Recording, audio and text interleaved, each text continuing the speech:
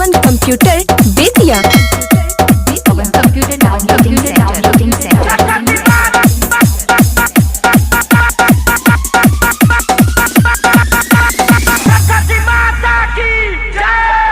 पवन computer downloading वाले की तरफ से की ओर से सरस्वती पूजा की हार्दिक शुभकामनाएं। डीजे मास्टर पवन।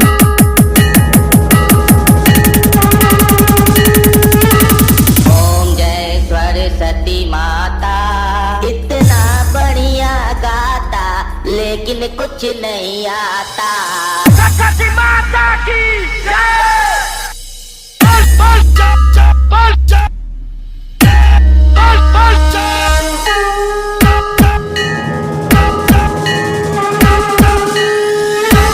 उठाइए दोनों हाथ और हो जाइए नाचने के लिए तैयार।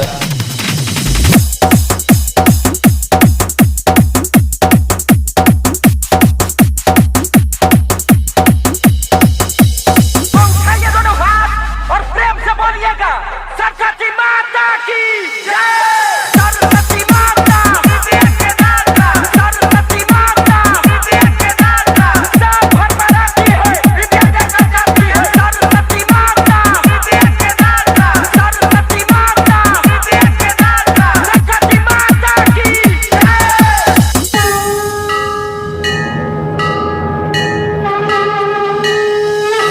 कोई बढ़िया गाना लगाओ ना, डीजे वीजे वाला। नाचेंगे कैसे यार? भगवान का गाना में तो प्रार्थना कर सकते हैं, नाच नहीं ना सकते हैं। नाचना है हमको।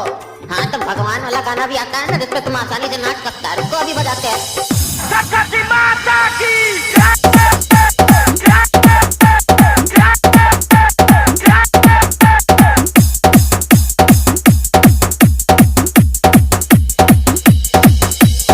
भाइयों एक शायर याद आ गया। कहते हैं कि शीशम की लकड़ी की सुगंध चंदन की लकड़ी से कम नहीं।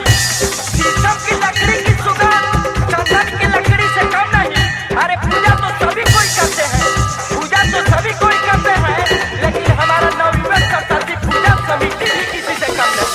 सरस्वती माता की जय।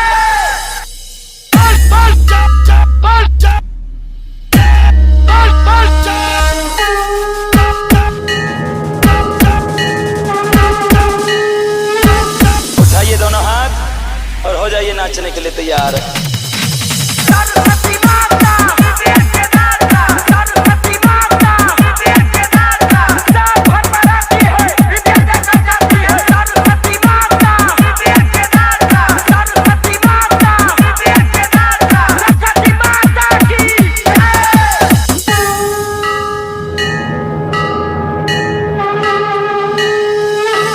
किसी हसीन शायर का ख्वाब हो तुम, चांद में दाग हो पर बेदाग हो तुम। तारीफ पे काबिल लफ्ज नहीं है तुम्हारे लिए, खुदा की कसम लाजवाब हो तुम।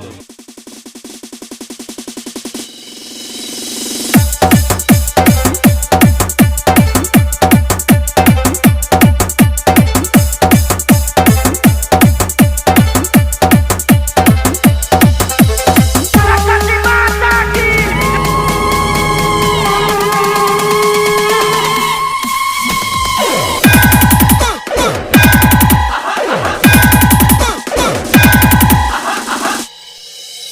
सरस्वती माता के दाता, सरस्वती माता के दाता, सब भर भराती है, विद्या देकर जाती है। सरस्वती माता के दाता, सरस्वती माता के दाता, सरस्वती माता की computer downloading centre. Bettiah Bettiah Bettiah Bettiah Bettiah.